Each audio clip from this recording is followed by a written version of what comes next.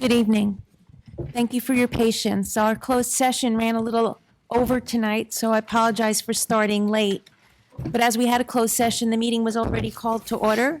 So we'll begin with some comments from the superintendent. Good evening, everyone.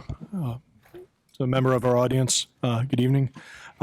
Three items I just want to mention this evening. Tonight, West Windsor PD put out a Nixle alert, which was sent at the same time as a message that I sent to all parents in West Windsor and Plainsboro for all 10 schools. On Friday evening, a family came forward approximately 6 o'clock at night and brought forward a concern of potential luring at one of our bus stops. It was over at the Muse apartment complex. So again, we are aware, we're working with West Windsor Police. We put out a reminder to parents just to remind their children around safety concerns, making sure that they're with groups, making sure that they're reporting concerns to parents, to trusted adults. And again, if there's any information or any concerns, they should notify the West Windsor Police Department or any member of the school administration, school faculty, so that we can provide support. And if there's any concerns, parents should definitely bring their children forward to guidance or administration to provide support. Also, today, residents within the 200-foot boundary to High School South should be receiving letters regarding a LOI or letters of interpretation for wetlands. I sent an email to the board earlier today just to provide an overview of what that is. But when you have a property that's in a direct perimeter or a connection to water lines, you have to have a letter of interpretation of what the boundary lines are and what you can and can't build on for wetlands designation within the school. So our engineers prepared a letter for Dr. Russo. Dr. Russo signed it and it's sent out and you have a notification. And that's a 5-year plan or 5-year letter of interpretation once it's received by the New Jersey Department of Environmental Protection. So once that is issued, and it's necessary as we begin site work and schematic design for High School South, you have to have one of those letters of interpretation on file. So as we're working through the summer and into the fall to build out and understand what the site parking lot would look like with some redesigned entrances, with the physical layout of where the building's going to go, we must have an LOI on file with an NJDEP. So that's what that letter is and why families might be noticed. It's not to say we're doing anything in particular or that we're doing anything in violation. It's that we have to notify families that we're asking for that interpretation.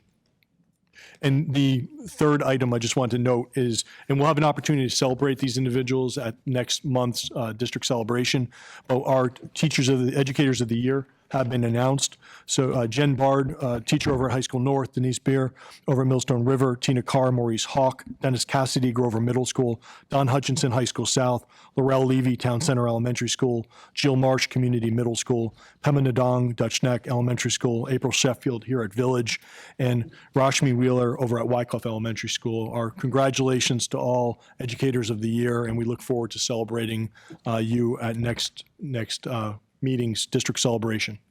Thank you. Thank you. That brings us to our first opportunity for public comment. The board invites thoughts and reactions on agenda items and items of concern from the member of our community who is present. Each participant is asked to give his or her name and address prior to making a statement, which will be limited to 3 minutes. All statements shall be directed to the presiding officer. You're good? And then I will close the public comment portion of our meeting for now, and we'll start with some committee reports. We'll begin with administration and facilities. Okay, good afternoon. The A&F committee met on May 21st. We reviewed a number of policies. The policy on transgender students, we decided that we need some more information, and we're not bringing forward to the board yet. But we are bringing forward for the second reading, the policy and regulations for administering an opioid antidote, the policy and regulations for school district security, and the policy covering benefits for non-affiliated community education staff. Next, and the transgender students policy, we're going to review at our next committee meeting and probably discuss it further. We had an update on the safety and security. The wiring construction for new cameras, strobes, message boards, and phones is complete in all 10 buildings, and devices have been installed. The door access control is also complete, and currently the vendors, Matrix and Millennium, are working to confirm the communications between the devices prior to testing in June. The district school safety specialists will work closely with the technology department to create and schedule after-school testing of the new features. And testing may include the EDP staff and students, so parents will be notified in advance. A new Class 3 officer was added last week at Town Center Elementary. Currently, 8 of the 10 schools have an assigned Class 3 officer. Screening and interviewing continues in both Plainsboro and West Windsor to select officers for the day shifts at Wyckoff and Village. And we had a update on the referendum projects. The fire alarm systems, the design work is complete for all of the buildings. Phase 1, including Hawk, Town Center, Village, and South Community. That's Phase 1.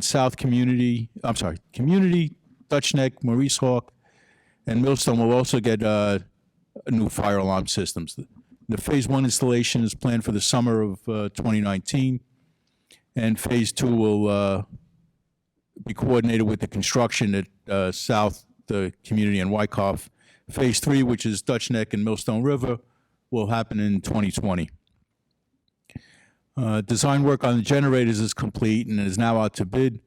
The pre-bid meeting for Phase 1, which will include Grover, Millstone River, Village, and Community, was held in mid-May, May 17th. Phase 2, which includes South, will be coordinated with the new construction. The HVAC construction documents are underway, and the bidding project is scheduled for July of 2019. Major design work for the additions at Grover and Community are complete, and construction documents are being prepared and are approximately 60% complete. Town Center and Hawk additions continuing to make progress. Interior walls and windows, plumbing, HVAC, and electrical systems are being installed. We also have on the, we also reviewed the medical contracts for Dr. Raymond and Nadelman for the 2019-2020 school year, and that's on your agenda today for a vote. The equity planning team determined that in June of the current year, there'll be an introductory equity presentation activity for all staff during the May-June faculty meetings at each school. The district will also host an Ed Camp for Equity and Inclusivity on June 8th, and several other professional learning opportunities related to equity during the summer. The committee reviewed a proposal for Matt Bellas, PhD, to provide a substance abuse prevention assembly for senior students at both North and South. The committee recommends the proposal for approval at today's meeting. And discussing the comprehensive equity plan, the committee reviewed the final draft of the 3-year comprehensive equity plan, which outlines responsibilities for achieving and maintaining compliance with all the state and federal laws governing equity and education programs. And the committee recommends the 3-year comprehensive equity plan for the 2019-2020 through 2021 through 22 years be approved at tonight's meeting also. Our next meeting will be on June 18th. Any questions? Curriculum? The curriculum committee met on May 20th. First, we reviewed some of the summer professional development opportunities for staff. We also discussed that every curriculum document is in the process of being updated to include ELA companion standards, 21st century careers and life skills, as well as technology in anticipation of QSAC, which is Quality Single Accountability Continuum. The content area supervisors are working on all curriculum documents to ensure that they are in compliance with the New Jersey Department of Ed requirements. This work will require an adoption of all curriculum documents in September. Next, we reviewed the revised job description for the teacher resource specialist for curriculum and instruction, 612, and we approved this description. We also recommend the adoption of 2 textbooks, one for the chemistry course called, at the high school level, Inspire Chemistry,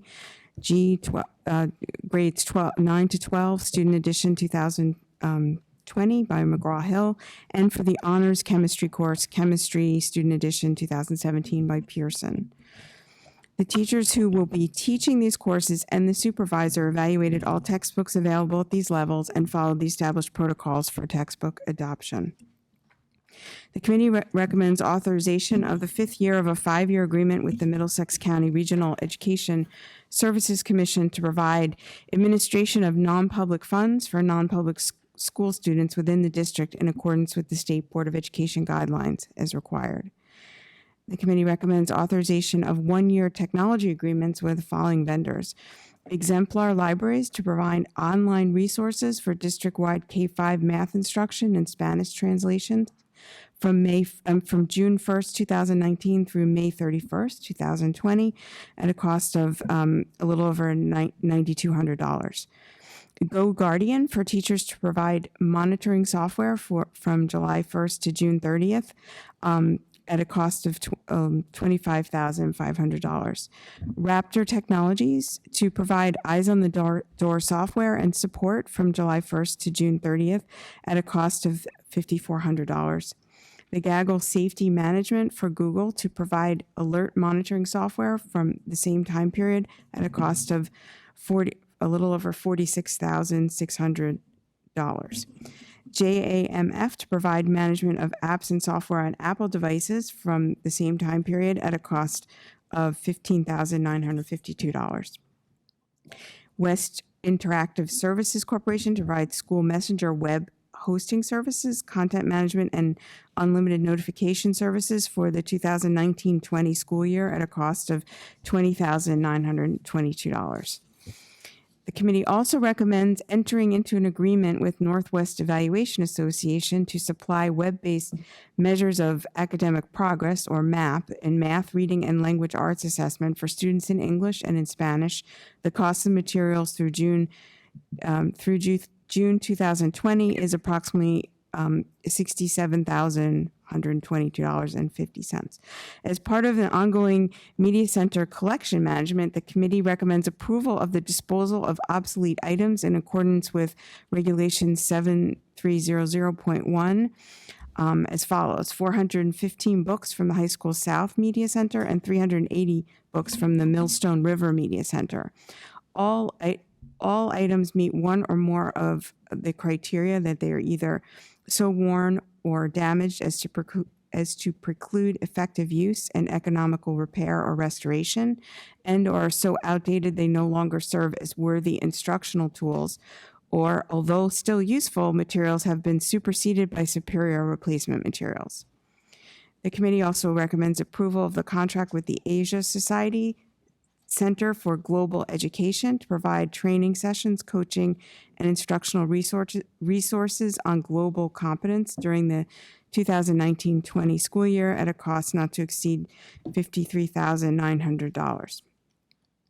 2 teacher advisors will accompany middle school and high school students to National History Day at the University of Maryland in College Park, Maryland in June. The cost is not to exceed $1,867 per teacher, and the committee recommends approval of this travel. Also, 2 teacher advisors will accompany the middle school and high school students to the Future Problem Solvers National Competition at the University of Massachusetts in Amherst in June. The cost is not to exceed $584 per teacher, and the committee also approves this travel. And the committee also recommends approval of professional development opportunities. One social studies teacher to attend the 2019 Global Impact Challenge, No Barriers educator training at the No Barriers Summit in California in June. No cost to this program for the district.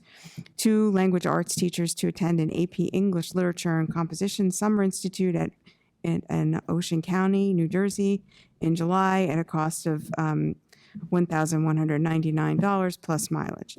The committee also recommends the approval of an overnight field trip for High School North Euro Challenge students to attend a ceremony in honor of placing second in the nation for the Euro Challenge at the Estonia Embassy in Washington, D.C. in June. There is no cost to the district for this. We will next meet on June 18th. Are there any questions about curriculum? We'll move over to finance. Okay. The Finance Committee met on May 21st. The committee reviewed and approved the proposed agenda items for tonight's board meeting. This includes many contract renewals, such as for liability and workers' compensation insurance, Aramark for facility maintenance services and Advocate, and for bus maintenance service with East Windsor. It also includes approving rates for many professional services, such as attorneys, engineers, architects, and financial advisors. A substantial portion of the finance section of the agenda is the annual procurement list, which consists of the statute-required renewal of co-ops and state contracts.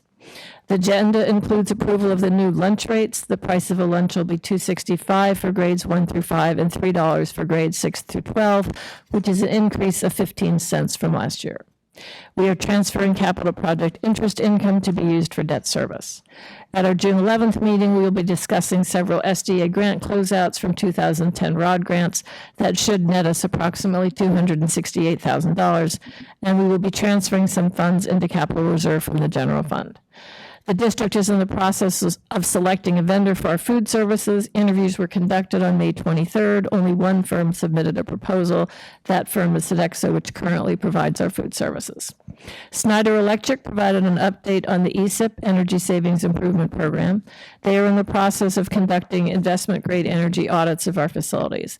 They are also exploring the concept of power purchase agreements for the district. Under such an arrangement, the district would go out to bid for a vendor to provide and install solar energy systems on district property, and the district would purchase that energy at a price considerably below what we are paying now. Such agreements are typically for 15 years. The vendor would cover the initial capital expenses and recoup that through the district's purchase of energy from the vendor. The district would save money by paying much less for the energy that we need to run our facilities. The committee was generally supportive of the concept, particularly roof-mounted solar. Snyder Electric will proceed with the design work needed to create an RFP for a power purchase agreement. Staff reported that on June 13th, there will be a board retreat to review goals in the equity plan. There will also be an equity presentation from Dr. Eddie Fergus. Staff reported on a plan to create a small modification to an open area near the front entrance of High School South to create 2 offices, one for school security and one for attendance. And the committee will next meet on Tuesday, June 18th. Are there any questions about finance? All right, we're going to move on to the voting portion of our agenda. Before we get a motion on the administration items, I'm going to toss it over to our board attorney for some information. Yeah, there's just 2 items to just add in addition to what is on the agenda for tonight. The first is for administration, item number 2, to add the case under the identifier GMS 0429190001, and to add an additional item, A12, which is resolved by the board. Oh, excuse me, one second. I wrote it out so I wouldn't have to do it off the top of my head. Resolved by the board to affirm the HIB findings and deny the parental appeal as heard in executive session. Those are the only additions. Thank you. So the administration items, I need a motion on items 1 to 12, 12 being what Mark just added on, plus this blue addendum. Tony and Martin, are there any questions on the administration items? Carol?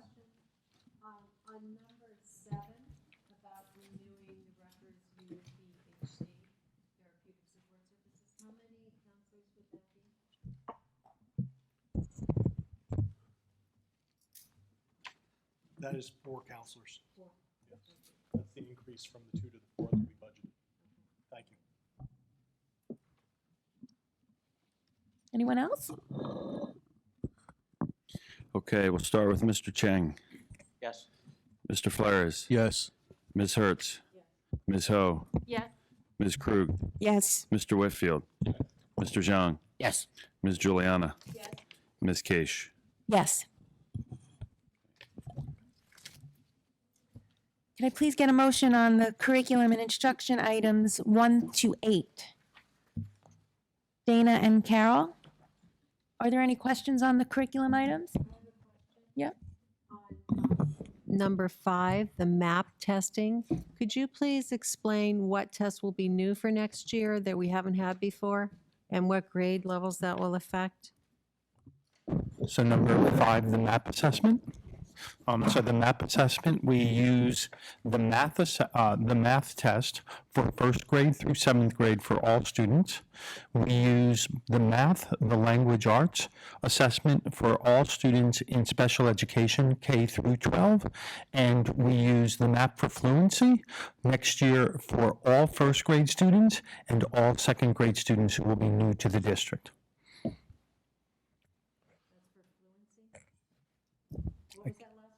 So the MAP for Fluency, which we piloted this year, which will go into effect next year, is for all 1st grade students and any new student to the district in 2nd grade. MAP for Fluency is an early literacy assessment, which gives an assessment of whether or not students have the foundational skills for the beginning of reading. So phonological awareness is a large piece of what goes there, but segmentation is another piece of it, an ability to pick up rhyming words, those kinds of things. So it's a very early assessment at the beginning to see if there's any early indicators of students who are maybe having some foundational skills difficulty with becoming readers.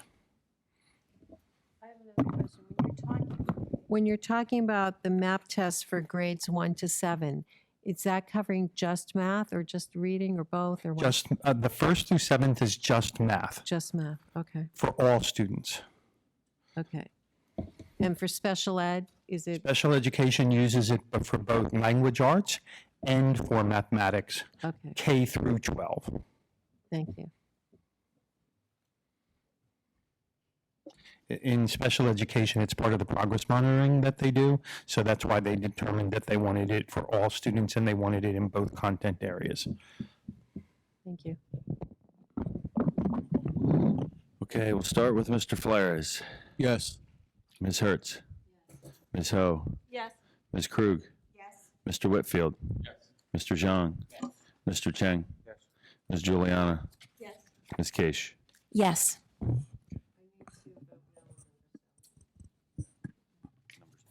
Yes. Got it, number 7.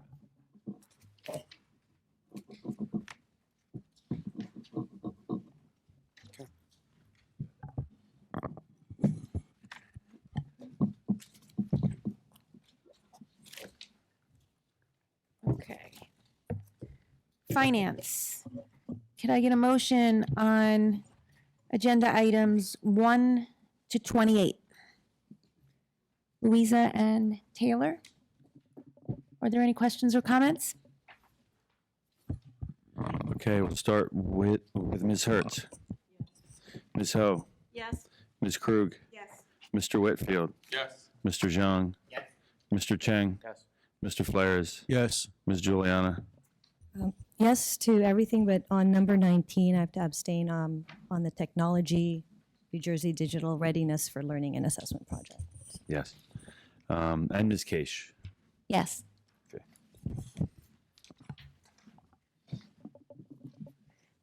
Personnel items 1 to 4, plus the green addendum. And then also, on number 3, the comprehensive equity plan. There's just some corrections that appear on the blue paper that we got. Charity, did you want to say something, or no? No. No. All right, so can I get a motion on 1 to 4, plus the green addendum, plus the blue addition, or correction, supplement? Isaac and Taylor. Are there any questions? I have some questions about this equity plan. It says there's a Be Kind Like Josh campaign in K to 3. Can you explain what that is?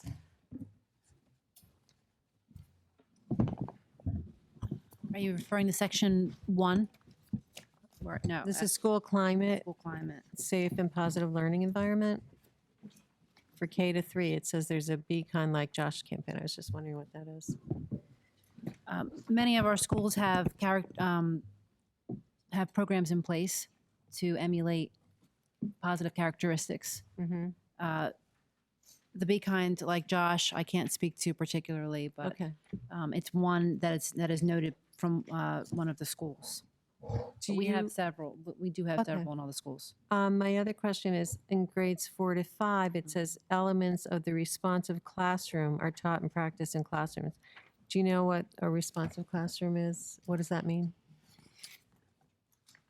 Yes. Right. I'm just trying to locate where you are in the plan, because we have some of the themes located several times throughout. Yeah. Is there a page number in here? This is right below the Be Kind Like Josh. It's under school climate and culture. Martin, do you want to maybe speak a little bit about responsive classroom? Responsive classroom? Sorry, I just wasn't sure where we were referring to. So Responsive Classroom is a program that's been in place within the district probably at least 15, 20 years.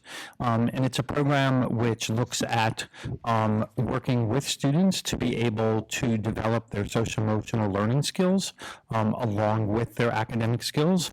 Many teachers have been trained within the program. It's a K-5 program. It's been nationally recognized for decades at this point in terms of being effective to be able to develop students' capacity to access learning. So it deals more with the social emotional lens in terms of their ability to join in, be a part of a group, manage transitions within the classroom. But there's a whole set of materials that the teachers have access to and that they've been trained in. We actually currently have a teacher who's going for responsive classroom certification training so that she can be a certified responsive classroom trainer.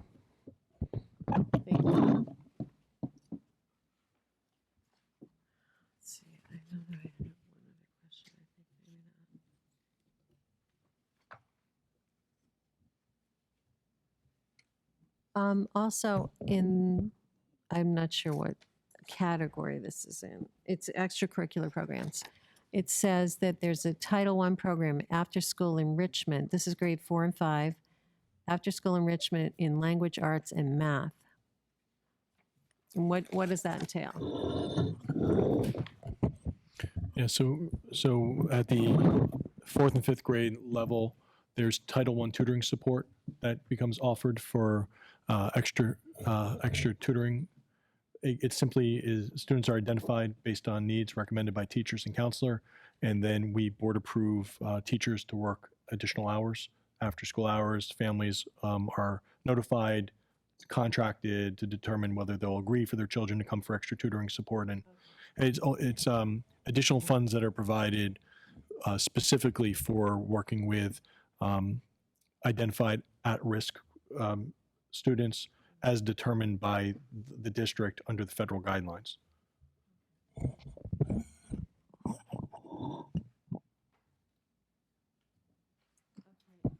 The other question I have is this is reduction or prevention of underrepresentation of minorities. It talks about placement procedures and a gentry model. Can you explain what that is? Sure.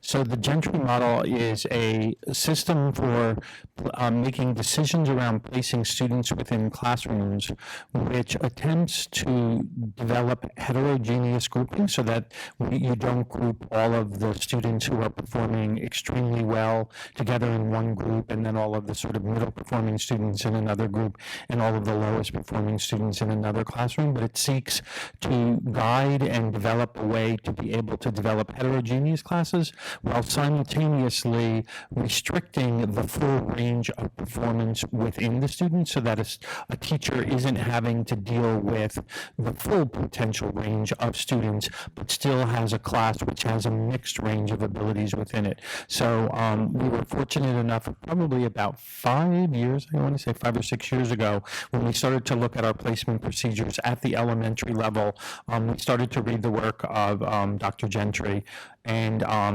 really liked what she was saying, mainly because we do believe that all students are best served in heterogeneous environments that are least restrictive, and we felt we could do some work to improve the placement process. That year, she just so happened to be coming into the state to the New Jersey Association of Gifted Children as the keynote speaker, and we were able to send about 15 of our administrators to that conference that day, and because so many of us went, and because we had a little cohort of us who had paid the entrance fee, she agreed to meet with us in a separate session for about an hour and a half and really answer our questions based off of the reading that we had done. So out of that work about 5 years ago, we spent a lot of time with the elementary administration, along with our teacher resource specialists at the elementary level, working to ensure that our classes follow with fidelity her sense of putting students together in heterogeneous classes so that there's a range of ability, but simultaneously looking at what that full range would be so that any one teacher isn't having to deal with all of the different possibilities there. What is, under that model, what is the range that would be in a classroom? So her model specifically identifies students basically as she calls them 1s, 2s, 3s, 4s, and 5s. So 1 would be the highest performing students who are usually often identified for receiving services in gifted and talented programs or acceleration in their work. And then it just goes through from 2 being just a little bit below that, good at school, but maybe not showing extraordinary. 3 sort of middle of the road. 4 students who can access the regular classroom instruction, but maybe need a little bit extra support to be able to do that. And 5 would be the students who probably struggle the most, and often you would find those students being in a basic skills program, or for example, at first grade in a reading recovery. So other additional services above and beyond. So she talks about sort of those different types of categories, and we have a process for looking at data, a range of data from students and a range of input from teachers, and then through that we make some determinations of who the students are, and then we make decisions about what the classroom makeup would be. Like, again, as I said, with the 2 aims or the 2 goals of both ensuring that no one single class is homogeneous, so it has all of the same type of student, but at the same time doesn't show the full range of students that you would possibly have.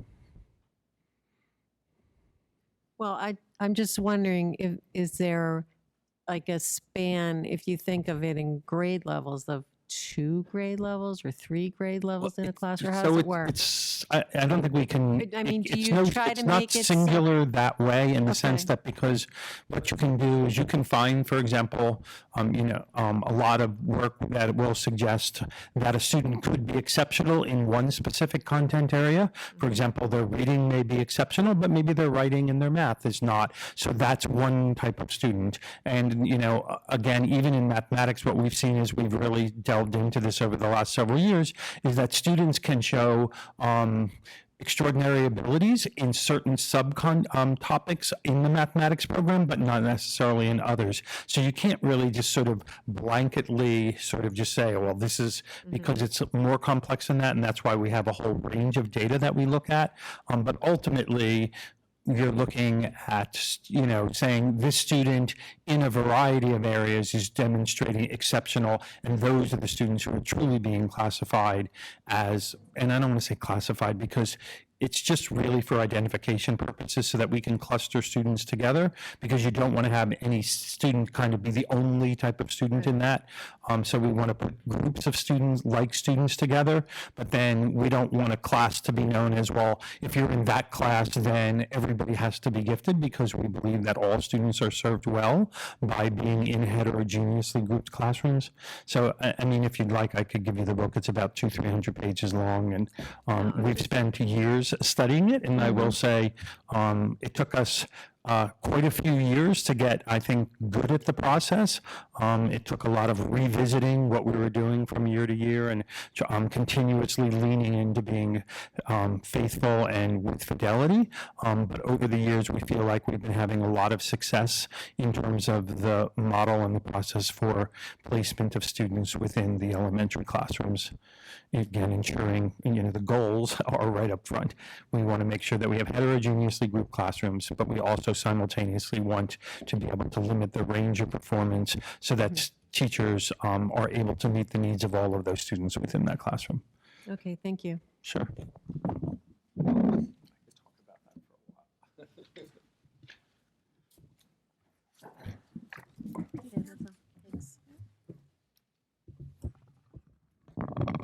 Okay, we'll start with Ms. Ho.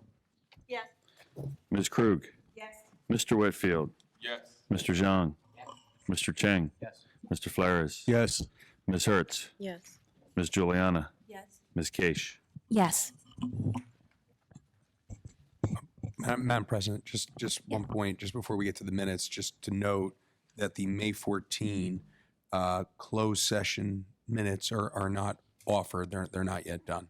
So just before we get to the motion for that, just so that it's letter C, it's just not being offered tonight.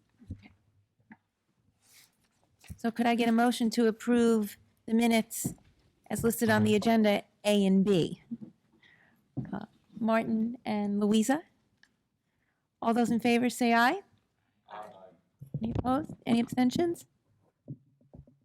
Are there any liaison reports? How about new business? Second opportunity for public comment. 15 minutes, 3 minutes will be provided at the end of the meeting for public comment. Each participant is asked to give her name. Anything? You got nothing? Okay. We're gonna head it back into closed session, so I need to read a statement.